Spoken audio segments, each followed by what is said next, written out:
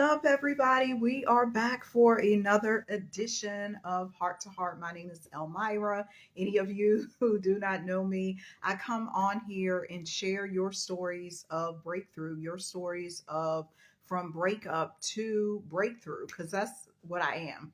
I'm a breakup recovery specialist. I went through my own breakup years ago, and so I in in the at that moment in time it felt like it was the end, but it was not the end. Like none of the stuff we face in life is the end, right, Lawrence? And we have a special guest, Lawrence, Well, again, part two. Okay, you brought the suit today. I think we got on similar yeah, we colors. so much has happened, and this suit has a lot of symbology behind it, but we can get into that later. I just Well, want, we're going to first of talk all, about money I just want to first today. acknowledge the fact that you mentioned that your break isn't the end. Okay, No. what we're currently going through, we're not always going to. Every day you have the opportunity to change and grow. And one of the limiting beliefs that is so common is money. I don't have enough money. Firstly, I want to ask people, what is enough money? That was the first question that came to mind with Like, me. what's enough money? Oh, enough money that I can, um, maybe you want to be in the top 20 in the world. Like you want to be in the top 20%. That's actually a lot lower of a number than people think when you apply it worldwide. Because in the comments, when you have to be watching this, don't don't flash forward this. Just answer it right now. To be in the top 15% worldwide after tax, how much money do you think you need to make a year? Now, here's the answer: 11,000. Yes, Really? top 15% worldwide income after taxes is $11,000. And Top, most of us are making that right now. A lot of us are yeah, and exceeding that.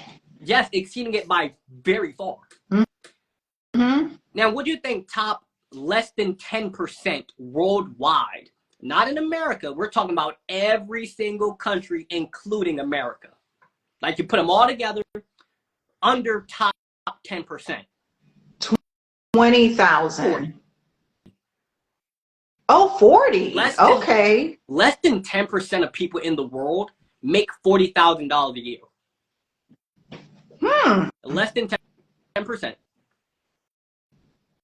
And then you look at what percent of the world do you think has running water?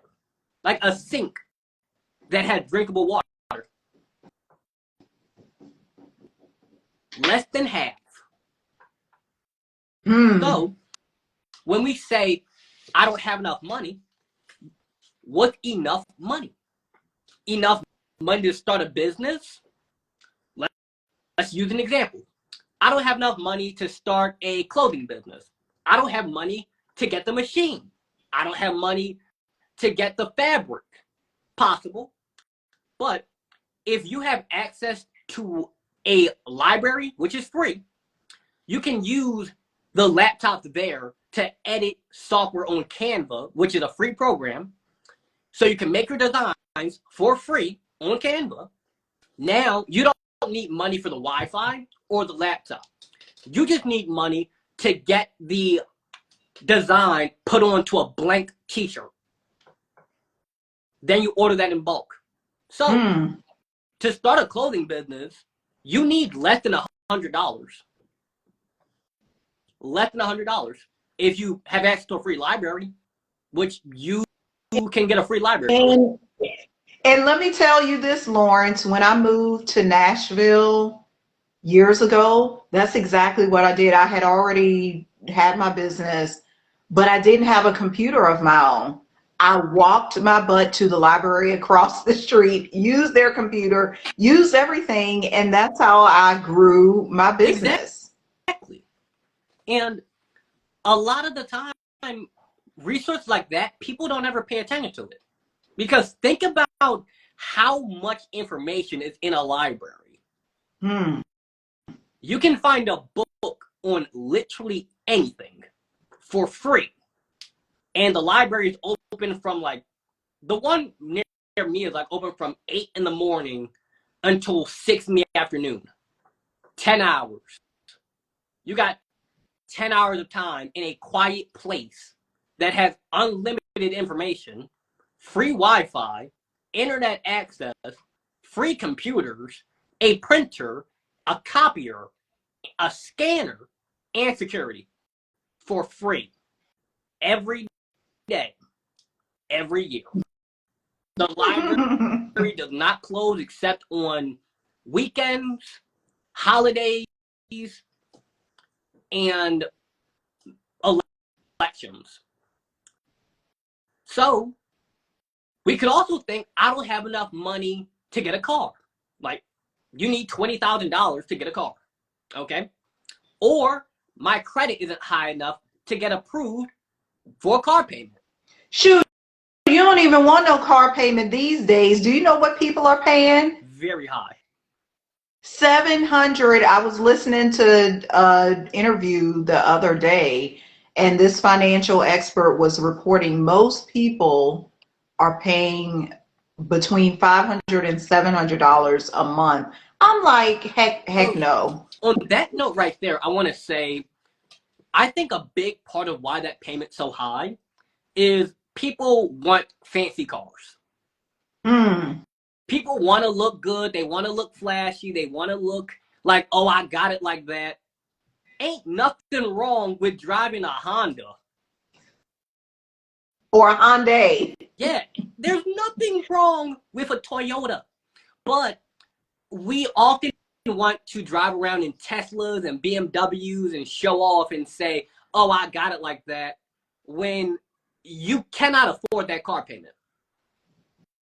Like, you get a bump in a BMW, you can't go just get that repaired. That's special equipment. And to add on top of that, when we start thinking about I don't have enough, somebody in a I don't have enough mindset, it's never enough. Hmm. Like, a lot of millionaires are depressed because they're not multi-millionaires. A lot of multi-millionaires are depressed because they're not billionaires. A lot of billionaires are depressed because they're not Elon Musk. But if you think about it, if you've got running water, you've got electricity, you make more than $11,000 a year, you live in a relatively safe area, like you don't live in a war zone, and you have internet access, which obviously you do because you're watching this, you're doing better than probably 90% of the world. And I'm willing to bet that you're doing better than like 60% of America. To have all those things together, you're doing very well. I got a question for you, Lawrence, based on that. Why do we think, especially with it's Christmas, it's everything we want so much, which I don't feel there's anything with us wanting and desiring. We were talking about the car, to be a billionaire, all of these great things. Why do we feel we don't have enough when comparatively looking at the statistics, we already have everything we need? Why does that thought exist up We're here? pretty much brainwashed to believe it from birth. So look at clothing industries, fashion industries, makeup. All these things are built off of the premise that you are not blank enough, but you will be if you get our thing. Expensive clothing. I have no problem with getting a really expensive suit. I like them. They're nice. they're good quality. If I want an expensive suit, I'll get one. But the industry itself is built off of you're not professional enough unless you buy our product. The beauty industry, you're not pretty enough unless you wear our brand of makeup or take our weight loss pills or buy our thing. But when you buy their thing, then they create something new that says, oh no, that wasn't good enough. You'll only be good enough if you get this. And then it's rinsed and repeated. So when it comes to money, there's always a bigger purchase. You can get a car for $10,000. You can get a car for $100,000, or you get a car for $10 million. So the reason why we start to think that I don't have enough is once we get the $10,000 car, we start looking at the $100,000, and then we get the $100,000, and then we start looking at the million, and so on and so on. So with social media especially, which I have nothing against it itself, it's a really great tool if used properly. But think about how many runway models, billionaires, bodybuilders, multi-million-dollar business owners you see on a daily basis on social media. Hundreds, maybe thousands. But how many do you personally know? Maybe 2. So we're constantly being told that we don't have enough. Oh, if you don't make $100,000 a year, no woman's going to date you. I know plenty of men who are unemployed and are married. And they got a girlfriend or wife, right? Wife and kids, unemployed, married. Right. Not even making $10,000 a year. And that's no disrespect to if you're in that situation. You know, people get injured on the job. They have like medical things. There's reasons why people don't have a job. I'm just saying that you don't need to be making $100,000 a year for somebody to like you. No, that's not how that works.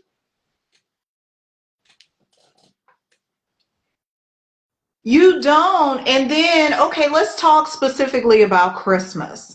Because continuing along this theme, like, I don't have enough. One thing I've started to practice really strongly, like I've always done it, but even more so now in the past couple of years, is gratitude. Yes. Like saying, I have this, like, look at what I have. Like, for example, I don't really need any Christmas gifts, so to speak. I already have it. Yeah. Like, number one, I'm grateful for this conversation we're able to have. I'm grateful for the lights in our house, like actual electricity. We're talking about people not with running water. And then on top of that, I have Christmas lights too. Like, I even went above and beyond. I have all this wonderful food. I have love. I live here with my boyfriend. It's like so much. Why sometimes do we not see the things that money can't buy? Like, we see it, but we don't thoroughly appreciate it because we want to get some more. Like, I think a big part of that is that we spend too much time focused on the outside rather than looking on the inside. Because on the outside, you can look like whatever you want. On the outside, you can get a giant mansion. You can get a really fast car. You can get $1 million in the bank. You can get a ton of stuff on the outside. But the stuff on the outside doesn't compare to what you have on the inside. And the only way to be grateful and appreciate what's on the inside is to look there. But we're told to only focus on the outside. Take this as an example. If you met somebody who's like super duper stressed out, they're paranoid, they're worried all the time, they're so stressed, but they have a ton of money. All that money does nothing if you're not even happy enough to enjoy it. So we have to take a step back from looking at the material and instead look at how much is peace of mind worth. How much is it worth to have a loving family? How much is it worth to wake up and be proud of yourself? You can't put a dollar amount on those things. And if you try to, if somebody offered you that, like if they offered you $1 million for your peace of mind, give it a month. You'll try to give them the money back. Because when we spend too much time focused on the shiny objects, the shiny object is just a shiny object. We need to look at what is our fulfillment. Do we feel happy in the morning? Do we feel proud? Do we want to get up out of bed? The simple things is the stuff that really matters.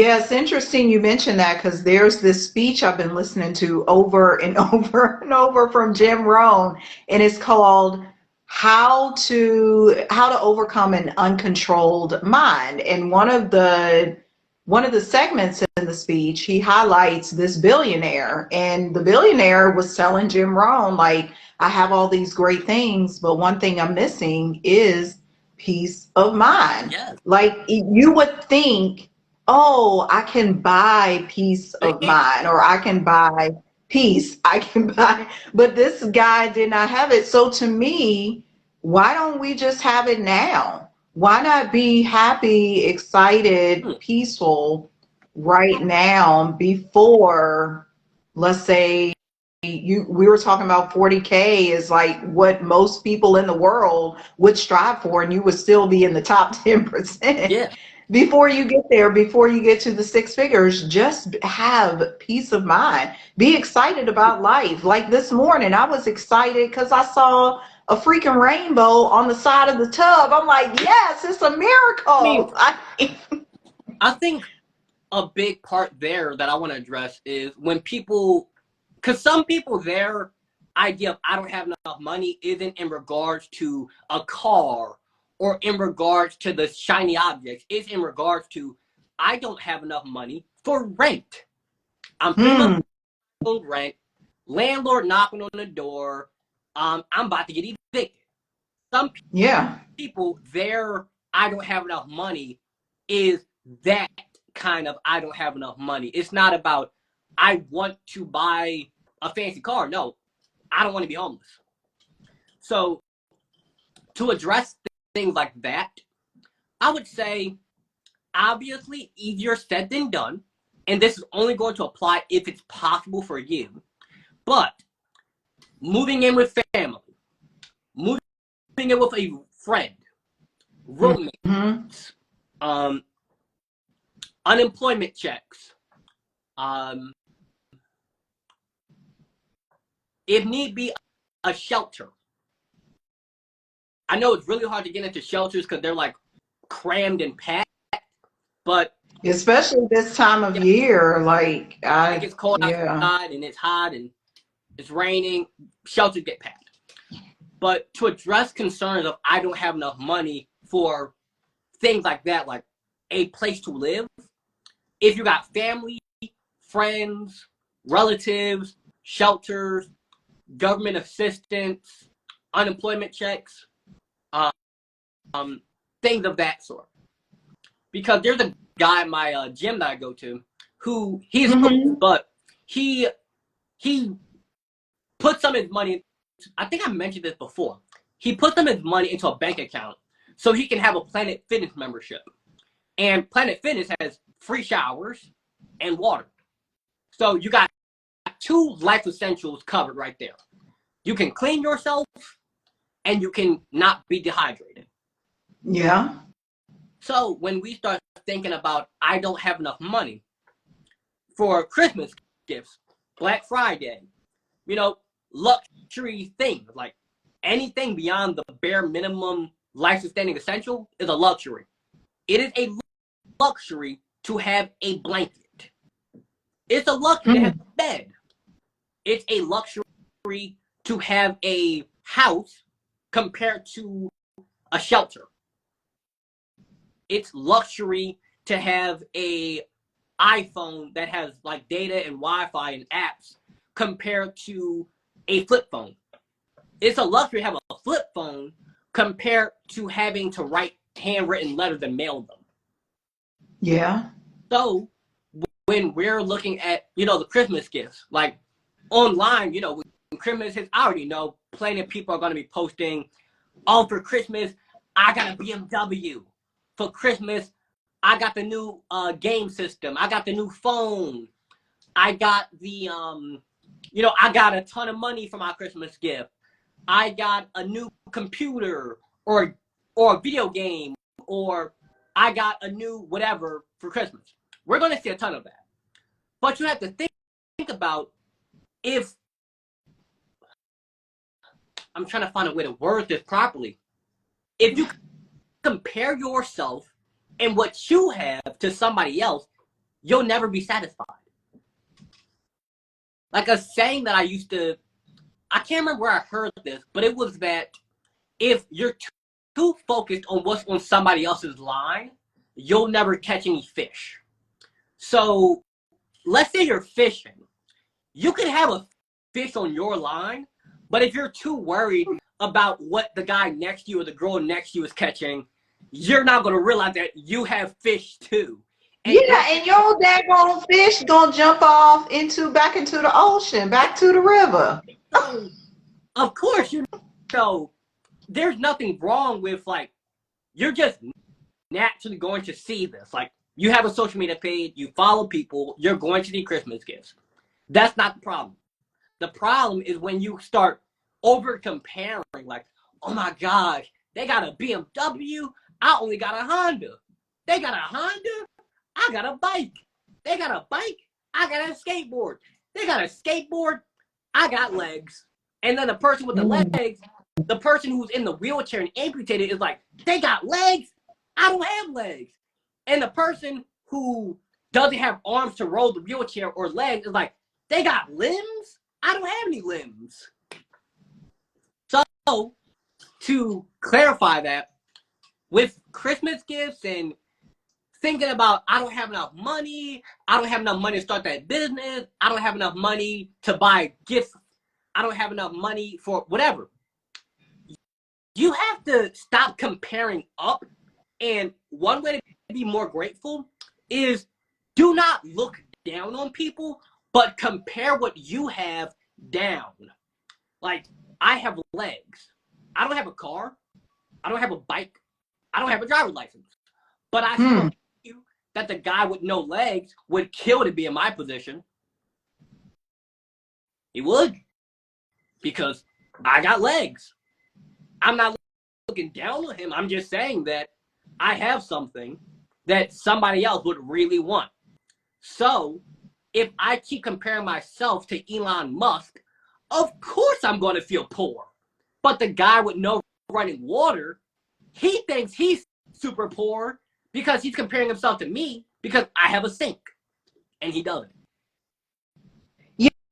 Yeah, that comparison can get us into trouble. And it's why a while ago I started doing a practice where I celebrate people. Like, for example, if I'm out and about and I see this Tesla or I see this lady wearing this like phenomenal outfit, I'm like, isn't she beautiful? Like, she is working it. Like, look at that. It means that wealth and money is around me. It surrounds me. It's not a time and moment for me to say, woe is me, I don't have the BMW or I don't have the trip. Like, I was just watching a thing, one of my colleagues, she's been on this trip, like solo trip to Bali. She went to Singapore and all. And I'm like, that is so fun. I'm not thinking, why can't I be there? Oh my gosh, why didn't she take me? This is not fair. I'm congratulating her. So instead of comparing, I congratulate, and it puts me just in a joyful mood, and I'm not stuck on my current position because I just celebrate. I celebrate other people just like I celebrate and that's me. So great right there, because when we're able to recognize others' greatness, it allows us to see our own too. Because one thing that when talking about money, people often bring up is, with, I'm going to word this carefully because I don't know how like Instagram's algorithm might work, but with current events going on regarding very rich people, a lot of people think that, oh, all the rich are evil and they're out to steal and pillage. When in reality, you're rich compared to somebody else. Like, you're very rich compared to someone else. So when you're hating and you're casting anger and judgment as somebody who is wealthy, how do you expect to get something that you hate? Say that again. And then on top of that, yes, how do you expect to get something that you hate? Because obviously, if somebody asked you, do you want $1 million? You would say, yes, I do. But if you hate rich people and then you get $1 million and now you're a rich person, you're going to get rid of that money because subconsciously you start to hate yourself because you become something that you hate. That's why a lot of people who win the lottery, if before that they were thinking, oh, all the rich are evil and rich people are bad, they blow all that money really fast without even thinking about it because on a subconscious level, they hate being rich. Yeah.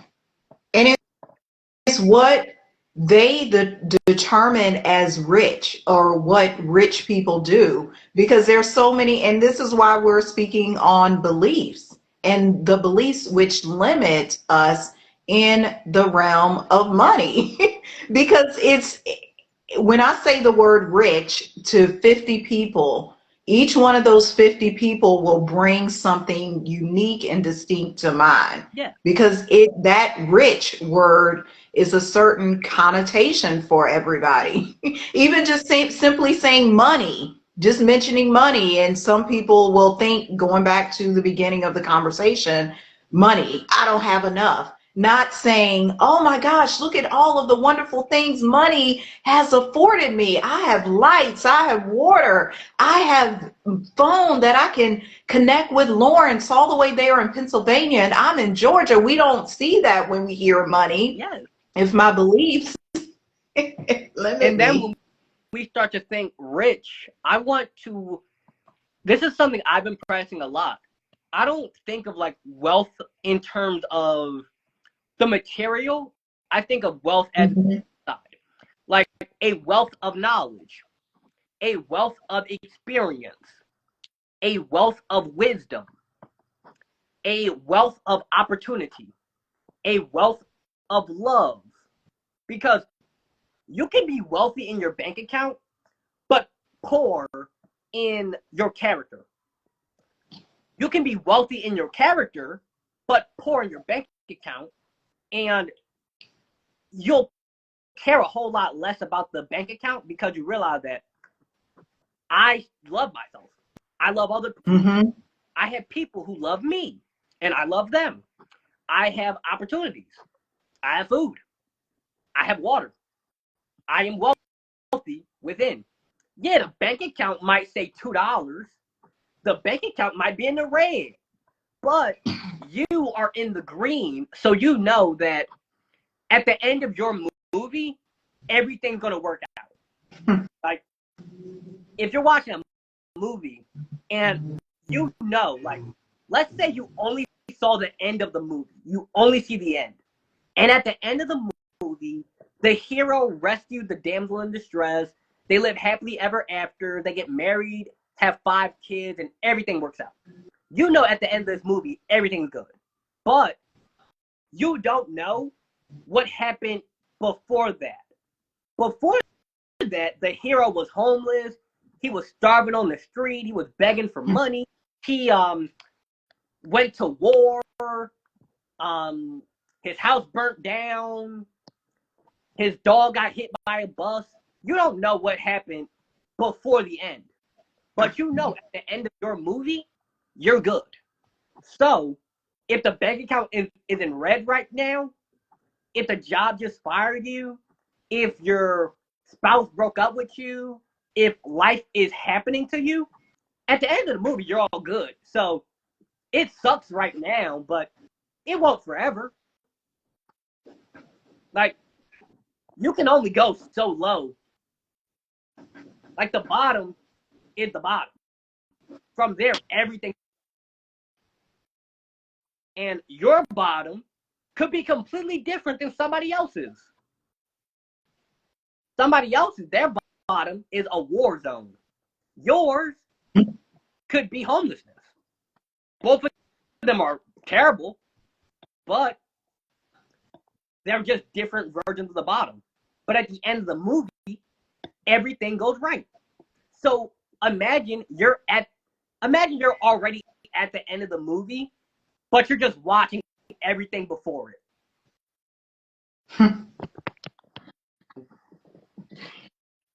How did you come to have this particular perspective on money? And like, how did this come about? So the first experience that like came to mind was a few months back. It was so from June until August. Yeah, June, July, August. I was working this job in door-to-door solar. So I would knock on your door and get you to get an appointment to buy some solar panels. And I was making like a lot of money. Like, that was the most money I ever saw in my life, personally, in my account. Like, I saw more money than that in other people's accounts that I knew, but in my own personal bank account, that was the most money I ever saw in my account. And it was a great job with the people that I worked with. The environment, everything about the environment and the job itself was great. But knocking on hundreds of people's doors in the heat, in the rain, in the cold sometimes, and I got people being rude. I got people like cursing me out. Like, it was wild. But eventually, I came to realize, like, all right, yes, I'm making money here, but I'm stressed. The job was in New Jersey. I live in Pennsylvania. So I had to catch an 1.5 hour long bus ride to get to the job. Then I would be working from 11 until 7, walking around outside. So, like, a lot of walking. Yeah. And in the summer, mind you, you said this was June, July. So every day, 5 days a week, I spent about 3 hours in transportation. So I would get home at about 11 at night, wake up 7. Oh, yeah. I would get home 11 at night, wake up 7, go to the gym before work, catch the bus, and I basically had no social life. I had money, though. But I realized that, okay, either I'm going to make a lot of money, or I'm going to make a lot less money for a while, but I get to keep my mind. And I realized that no amount of money is worth your peace of mind. Because imagine you 18 and you got $2,000 and you just was working at McDonald's before this. So you went from 600 to 2,000. And there was people in there making way more than that. So at 18 years old, no bills, no bills, no kids, no like medical bills that I had to pay, none of that. 2,000 to myself, pretty much. And it made me realize that, okay, your mind is worth more than some money. So I quit that job, which at the time when I quit it, I had maybe $15 left to my name. At $15. And I loved the people there. It was just, I had to pick my own mind. So I went from making $2,000 like a week to being unemployed, got $15 to my name, and I'm just sitting, and every couple of days I'd go fishing. And I would love that so much because I could just feel free. Yeah, I can't go buy a fancy dinner. Yeah, I can't afford much stuff, but I can afford to wake up and not be tired all the time. And you go fishing. Like you said, it's something you thoroughly enjoy, something you find joy Yeah. in. And when I said that to some people, like when I first said, hey, y'all, I quit my job, they were like, really? Like, you were making good money there? You went from McDonald's to having a career where you can make tons of money? Why? Then I told them, and they were like, oh, makes sense. Makes sense. Because all my friends understand this. They understand that, yes, $1 million would be nice, but it's not worth it if you're if you have no social life. I had like 2 days a week, which was Saturday and Sunday, which a lot of people don't get those days off. But having just 2 days off, you're stretched all the time. You're barely sleeping, so you're going to sleep like one of those days for like 12 hours. Right. And you have to maintain a social life with 1 day a week at 18.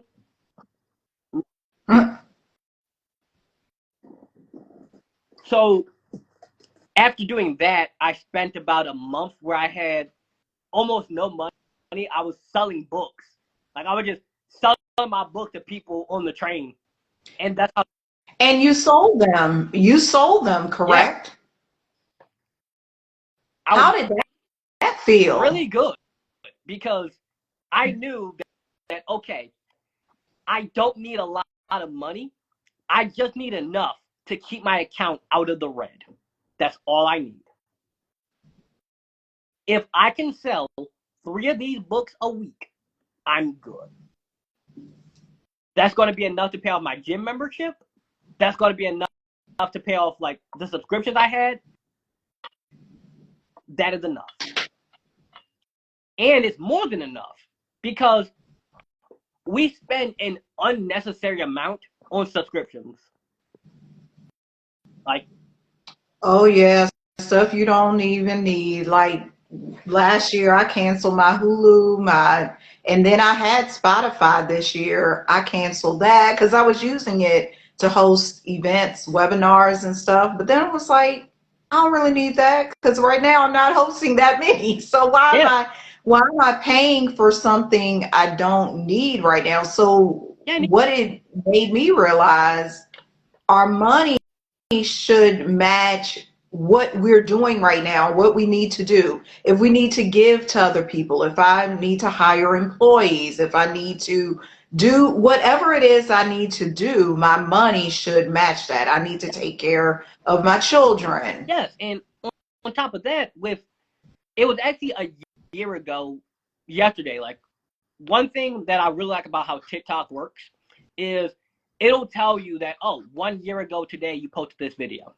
Mm-hmm. Yes, 1 year ago, relative to yesterday, I made a video where I was explaining how we need to look at not how much we spend, but where are we spending it. So last month I spent like about $2,300. And you might, Mm-hmm. why in the world at 18 years old, not paying bills? Well, some of that money I did get to my mom towards like rent and stuff. I Yeah. don't have to. It was an optional thing. Like, I want to help out. But that was a small piece of it. So, okay, well, where in the world did the other $2,000 go? Oh, I hired a videographer to make a professional video of me. I booked an event space. I had a professional website custom built. So it's not a template off Wix. It is every line of this website is custom coded. You cannot Mm-hmm. find this anywhere. I used it on stuff that benefited me, like buying suits. Also, I don't buy my suits brand new. I get them from thrift stores. Nothing wrong with Yeah, that. like I always have done that because $10 in a thrift store goes a very long way. So if I said, And oh, you get something unique. You get something yeah. like you're wearing something from like the 1970s, that's really cool. But when you look at the account and it just says, oh, you spent $2,300, that's way more than normal. Why in the world did you do that? And then you explain like, oh, I pay for my kids' dental insurance. I pay for my kids' health insurance, my mortgage, my car payment, food, groceries, medical bills.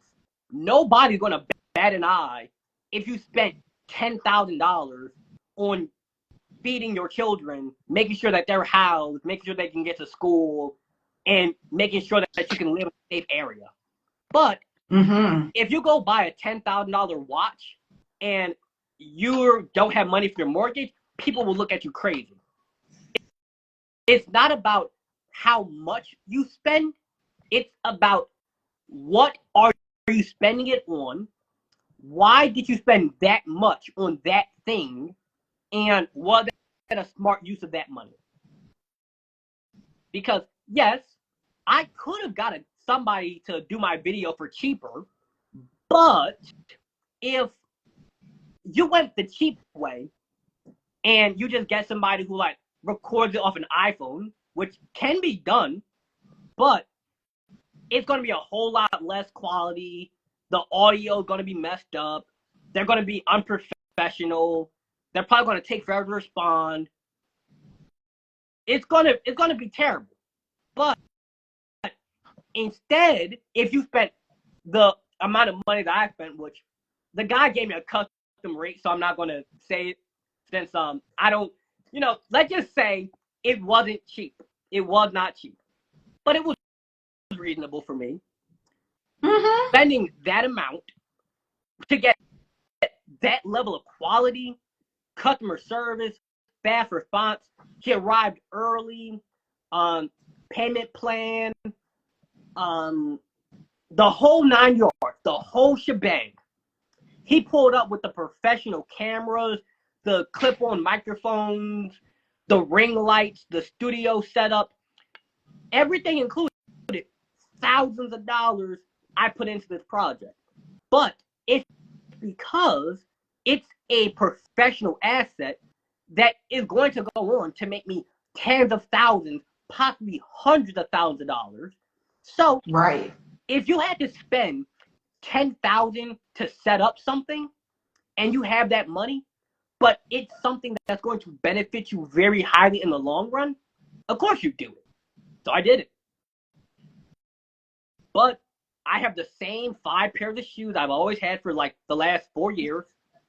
I get my clothes at thrift stores. I don't have a car. I walk, bike, or catch the train everywhere I need to go. And if I really need to get somewhere fast, I'll spend $20 on an Uber. Yeah. So you have enough. It might look like you don't. It might look material, like I don't have enough money. I don't have enough friends. I don't have enough clothes. I don't have enough shoes. I don't have enough this. I don't have enough that. But if you really think about it and you track back where your money is going, you track back what you're spending on, why are you spending, like, if you could get a gym membership for $10, I have Planet Fitness. A Planet Fitness membership, like the regular one, is $10. The premium one is $25. The premium one has like massage chairs, discounts, stuff like that. But if you don't need massage chairs and discounts, you don't need to spend $25 a month. You can spend $10. Right. And now you just saved $150 a year. That's a little bit of money, but if $150 is your groceries, that's groceries. Or yeah, or you could put it somewhere else to your children, or yeah. And think about that over the span of a few years. Now you start Spotify Premium, unless you listen to music a lot, or you want to like get certain features, you don't need Spotify Premium.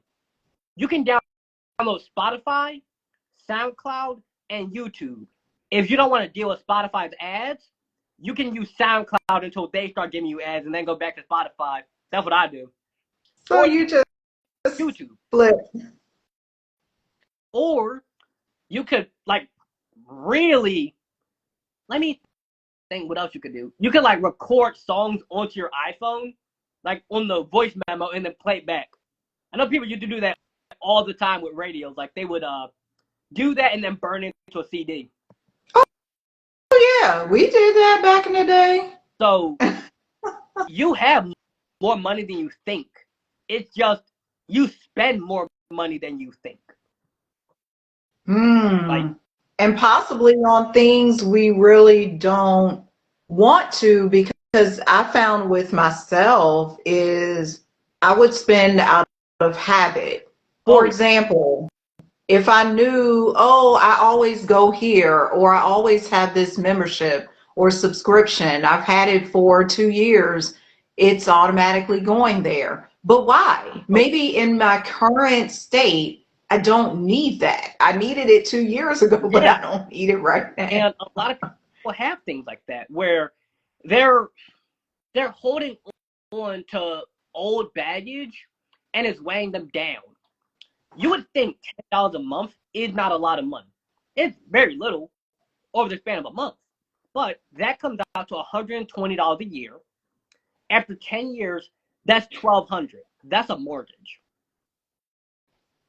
So imagine if you spent $25 a month on subscriptions you don't even use. Mhm. $25 isn't a lot, but it comes out to 200 and it would come out to 250. That's 275. Yeah, $275 a year unnecessarily on things you don't use. After 10 years, that is $2,750. That can go towards a tuition. That can go towards medical bills, life insurance, like Investments, other investments, like, yeah. people don't have life insurance. It's a guarantee that at some point, for better or worse, young, old, natural, unnatural, it is a guarantee that you're going to die at some point. Life insurance, if you, within the bounds of that policy, of course, it's a guarantee that something that is guaranteed to happen will give your kids hundreds of thousands of dollars tax-free. So how about instead of spending that money on subscription we don't use, let's put that towards an investment that is guaranteed to pay out big. But when it comes to spending out of habit, that was something I noticed for myself too. I have to catch myself in the process, but it's hard to do that. So something I do is when I get paid, for people who have Cash App, this is going to be really good for you. Take some of your money, put it into Cash App savings, right? And put it there. In order to get that money out, you have to open Cash App. That's step one.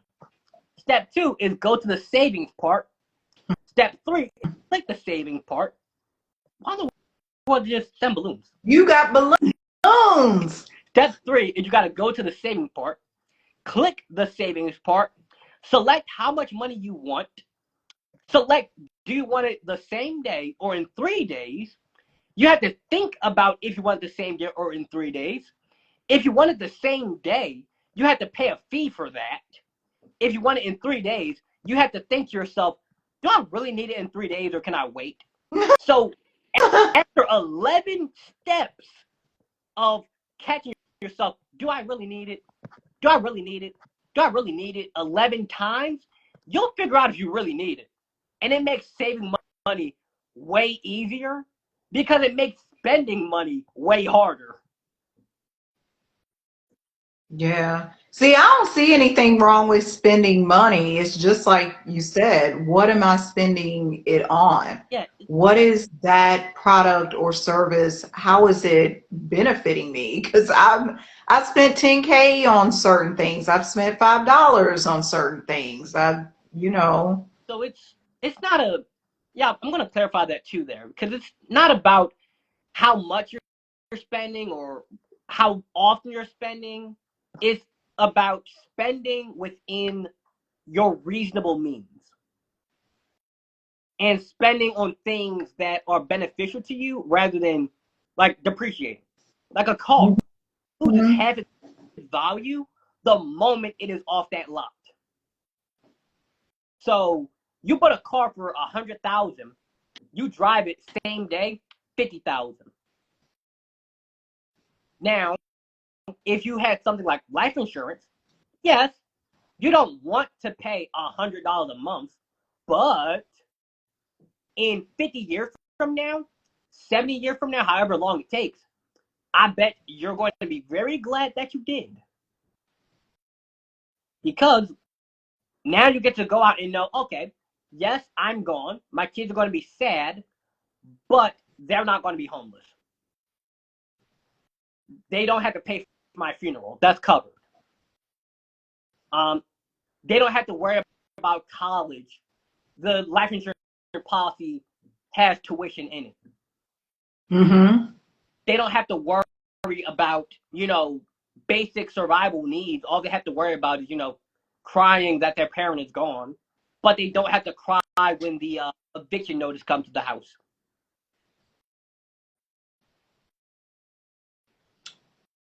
Yeah, because it can be it can be a lot surrounding that. Oh, I can't hear you. Hear me now? Yeah. Mhm. Yeah. I set up an hour-long limit on my phone for like social media so I don't spend too much time on it. But I'm gonna adjust that later today because when I'm doing these videos, it does get inconvenient. But having having an awareness of why are you spending that much and understanding that certain things are good to spend a lot of money on, like security. If you want to live a secure location, it's not going to be cheap, but it's worth it. If you want professional service, like let's say you want to get your house painted, Mhm. do you want to pay somebody $500 to paint your house and then it starts chipping in 2 months? Or Five do you want to pay hundred somebody? dollars? That's I'm just saying, like you would want to save as much money as possible, but if you start yeah. cheaping out, if you start going bottom of the barrel penny pinching, you're not going to get good service. Because the person who's going to paint your house for 5,000, a lot more money, but they're going to have a professional team. There's not going to be Mhm. paint on your floor. Like they're going to make sure that paint doesn't get on your floor. The paint's not going to chip off the wall. It's going to be good for like 3 years. They're going to like redo it if it starts chipping before 3 years. So if something happens to your wall, you don't have to pay again. They'll do it. They don't use lead paint. They use good quality stuff. I'm about to say ingredients, but that would be the right word, like ingredients in the paint. They have fast response time. They'll get it all done in a day instead of having to take a week. They bring a team, they bring the buckets, they bring everything. All you have to do is bring the money. And yeah. I would much rather have you guys just come in, get it done. I pay you one time a big amount rather than paying the cheap guy a bunch of extra money to do a bad job. And circling that back to Christmas and the belief of not having enough money, you have enough money to get gifts. You might not have enough enough money to get the Xbox Pro Plus, but you got enough money for a Nintendo DS. You know, it's an outdated system, but hey, a Nintendo It DS doesn't.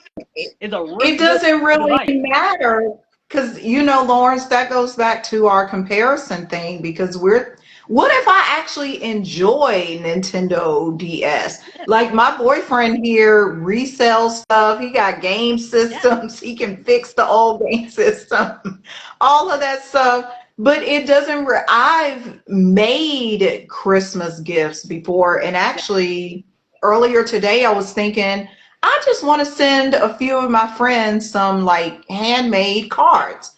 They're going to love it. I don't need to go anywhere and buy anything special. It's just going to be a card to just say, I'm thinking of you. yes. And I've seen recently I remember the guy's name actually. So you may have seen him online, but anybody who's into like sales, car sales, stuff like that has seen this guy. His name's Andy Elliott. He is within 5 years, he created a business from scratch and grew it to hundreds of millions of dollars. Like very fast, very big business growth. And something he often talks about is how at 18 he got into car sales, made 125,000. 19 Mm-hmm. made 100,000. 20 he would make like a half a million. But he often talks about how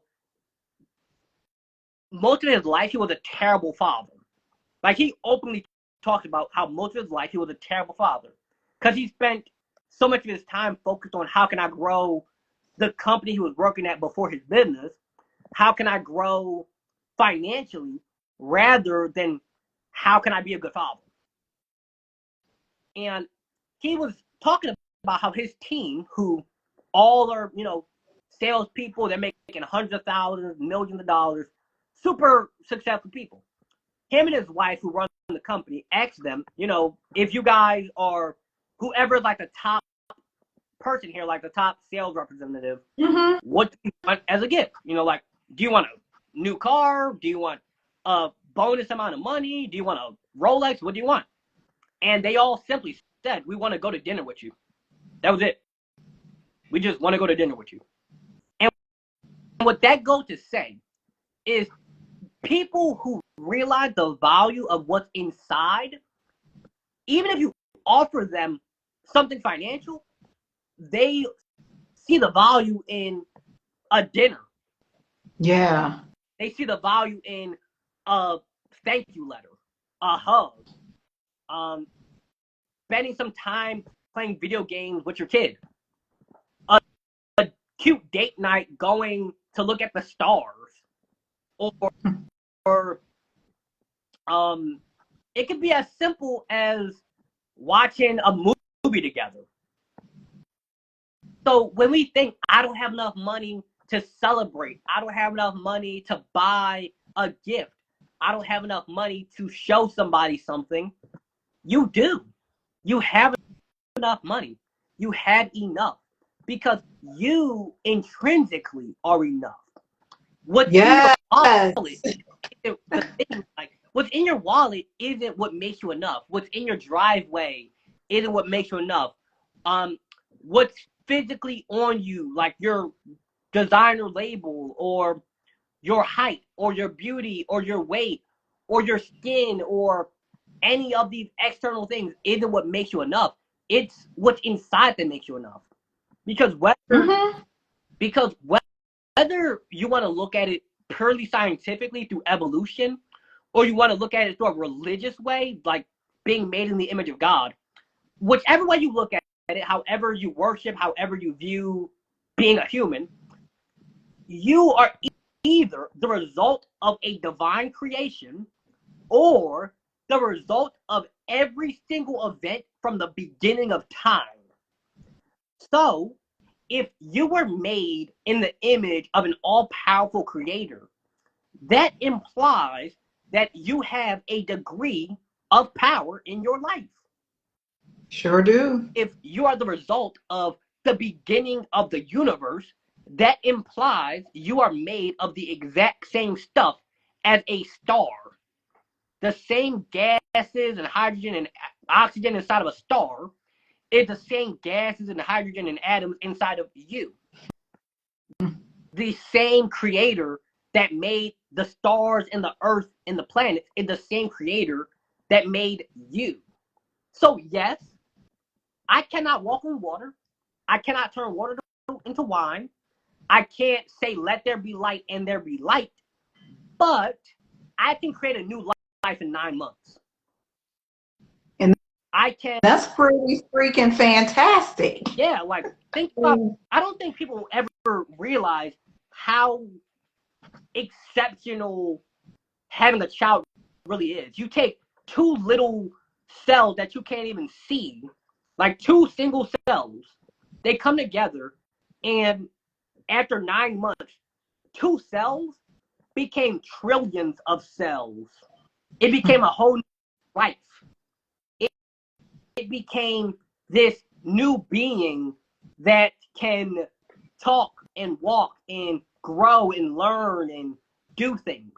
You made that from two cells. You were made from the same gas as a star. You were made from the same creator that made everything else. So when we say I don't have enough money, it's like you're making that your reality. Oh, I don't have enough. Okay, now you don't. That's your reality. That is your reality. Because if you say, oh, I don't have XYZ amount in my bank account, okay, I don't have that right now. How can I get it? What can I do? I need money. How can I make money? You have two options. I need money.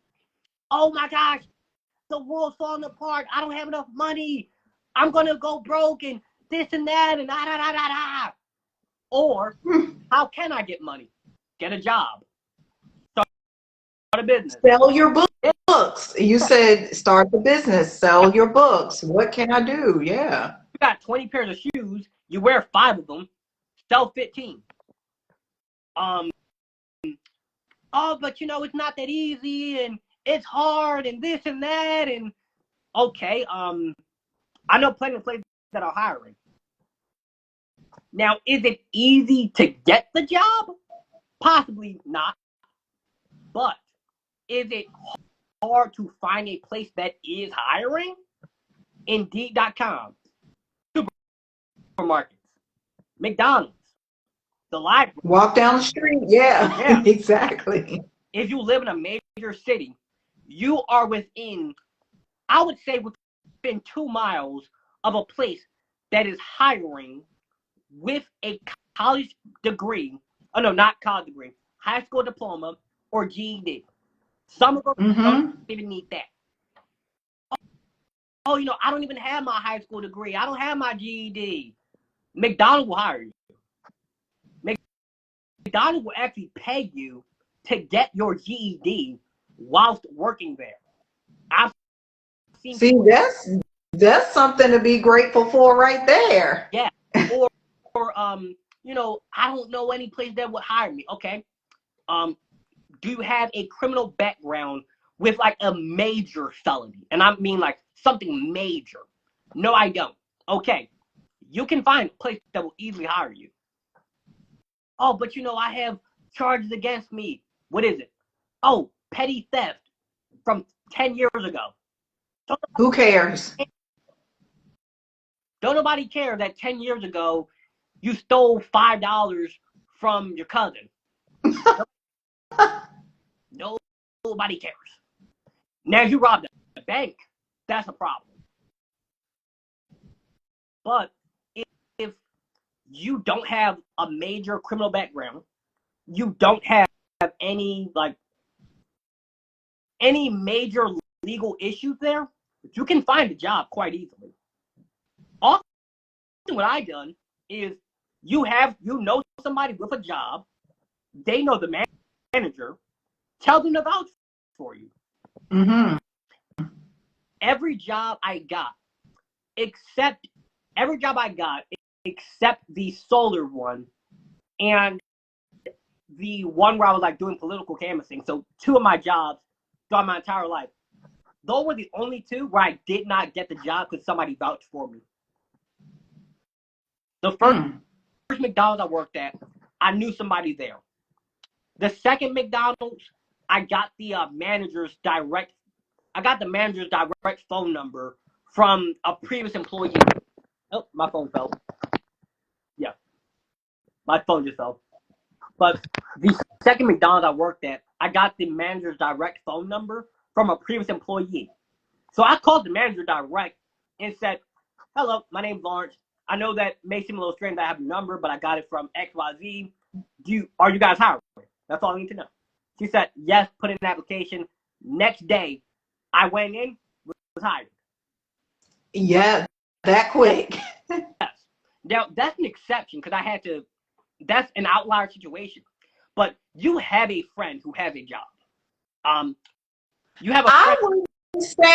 I wouldn't say that's an outlier situation. It can be, because what I've noticed, and I suspect you've noticed this too, if we really desire something, the events, the universe will line it up for it to happen for us. Just like you said, I knew that friend, I got the manager's number, you contacted them, next day you were hired. Yeah.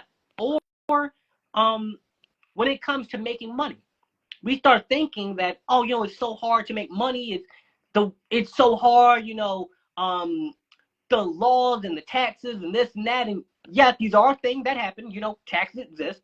I don't like them, but they exist. After you make money, there's a certain amount they just take.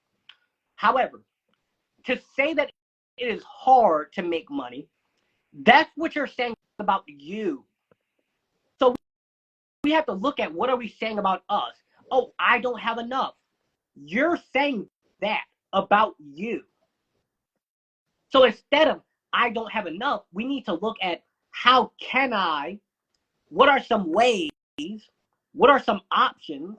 Because with AI, like ChatGPT, you can ask it anything and it'll give you an answer. Like a few days ago, I asked it, explain the technical details of running a public speaking business as a one-member LLC.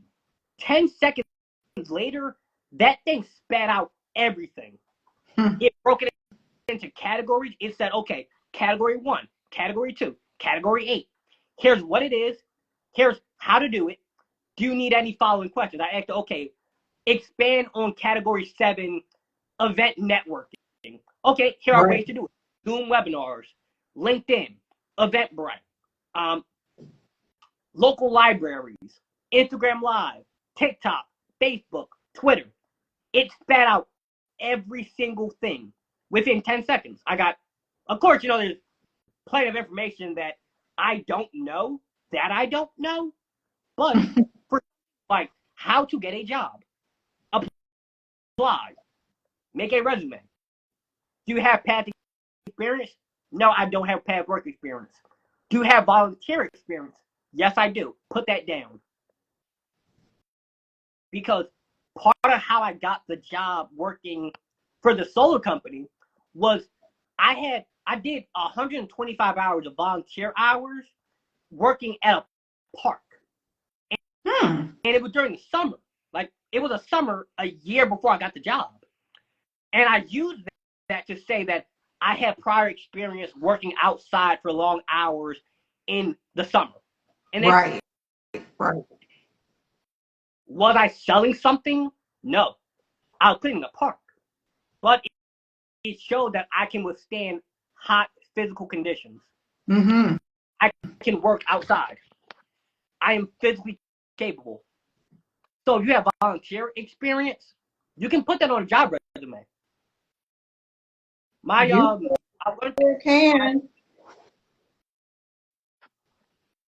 high school had a class, it was called music business. It was focused on the business of being a musician because it was a music high school.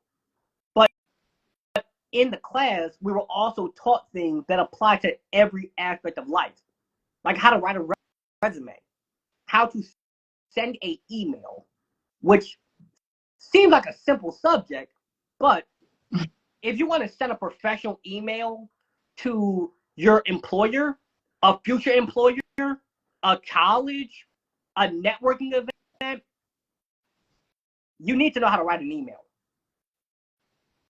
You don't text somebody an email. You write a Yeah, don't do that. you say what it's in reference to, you provide your contact information, and you add a follow-up message. Like, okay, I would text my friend and say, hey, are you coming tomorrow? He would say yes or no, because we already know that. But if I was emailing him, I would introduce myself, say, hello, my name is Lawrence Harris. I'm from XYZ in reference to XYZ. Are you interested in learning more about our networking solution for your business? And I'll put my information. So when we start to think that we don't have enough money, it's not that we don't have enough. It's that we need to change our perspective and realize what opportunity do we have to then go and get the amount of money that we desire. Hmm. I think that's an excellent way to end this. Like, where are those opportunities? Well, Where are those opportunities for? for making more money Yeah. at our fingertips. Like Amazon. Let's use Amazon as an example. You can upload a book on Amazon for free. They'll ship it. They'll handle everything for you for free. Yes, they take Hmm. a big part of the profit because they handle everything. But if you know how to write a book, if you know how to make a cover, you got one resource right there. Yes, you got to get people to buy the book, but if they buy the book, you make money. Option two, a job. That's the most straightforward, easy way to make some money. Get a job. Where to get a job? Find places. Fast food restaurants, grocery stores, nursing homes, home care agencies, schools, construction workers, janitor, track truck driver, cross country driver. Like, It's limitless. yeah, there is a job. Blogger, photographer, videographer, cleaning business. People need their house cleaned. So you can have a business, you can provide a service, you can get a job, you can sell a product, you can kind of street musician. You can sit outside with your violin, your trombone, whatever instrument you play, have your case open, play on the street. People may give you money, they may not. You'll just have to hope that they do. And now you made some money. You can sell Right. stuff you no longer use. You can, if you're like physically unable to work and you believe that you don't have the skills to make a product that people want to buy, you can get unemployment checks. If you have like a physical disability or like some kind of mental disability, you can get disability checks. Yes, there are like so many ways of making money that I think that's actually what makes it hard for people to realize. There's so many options that you get analysis paralysis. Like, do I start a business? What kind of business? Should I get an LLC, an S corp, a C corp, sole proprietorship? Don't get trapped in that. Just do one thing. Like, just start with one thing and keep it, just like you said with your previous application to McDonald's. You decided, I'm going to do that. I'm going to go for that one specific goal, and that's what you did. And now you went for the one specific goal. I'm going to build my public speaking Yeah. business. So everything is falling in line with that. I hired the videographer. I did this. I got my wardrobe. I'm having the website design. Yeah. I'm doing everything And to with fall in line with that one big and thing. with the I didn't mean to interrupt you there, but with the one big thing, it's like, okay, instead of trying to focus on every little itty bitty detail, look at what's the big goal. Like for me, I actually have this written down on my wall, and I taped it to it. The big goal is by December 31st of 2024, I'll get paid to do a speaking event, and that is my speaker fee. Okay, so now we have the big goal. What is the bottom? Like, what is you got the big goal up here. What is the absolute bottom? Like the absolute bare minimum start? Have an online presence. I already had post.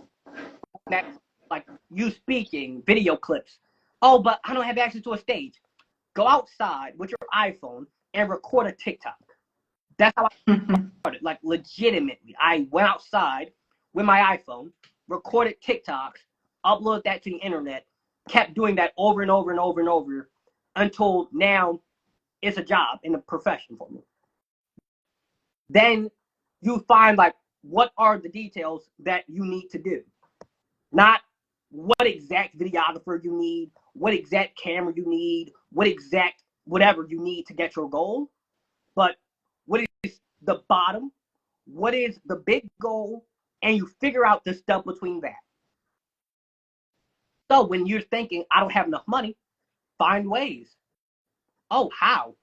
Literally Google how to make money. Options. Oh, but where do I apply to a job? Look up jobs in my city that are hiring 18-year-olds out of high school with degree. You'll get a list. Or you could put in prior job experience, like jobs in my city hiring 18-year-olds with prior experience in the fast food industry or in the clothing industry or blogging, journalism, whatever is relevant to you. Type in how to blank for blank with blank. How to get a job as a, let's just say, how to get a job as a single mother without working day shifts. Mm-hmm. Yeah, it's all at our fingertips. It's a matter of us applying it. So I thank you, Lawrence, for coming on today. I think I know where we need to go for the next one. Is talk about goals. Talk about, because that's kind of where we ended here. Like, what beliefs do we have about our goals, how hard it is, how challenging it is, all of that. Again, as we close, let people know how they can find you, reach you, purchase your books, everything. So to get in contact with me, the most direct way, assuming that you're, just watching on Instagram, want to interact with me, my Instagram, Mr.Notorious. For my books, you can also DM me about that, because the way Amazon works, they take such a big cut that it's cheaper for me to buy the book from them at the wholesale price, mail it to my house, and then mail it to your house. I make way more money doing that than if you just buy through Amazon. So buy my book if you want to heavily support me. You can just message me directly about that. And in terms of website, LawrenceCHarris.com, and that is all. Everything else is all right. If you have to be somebody who's like in organization looking for public speakers, fastest way to reach me is my Instagram.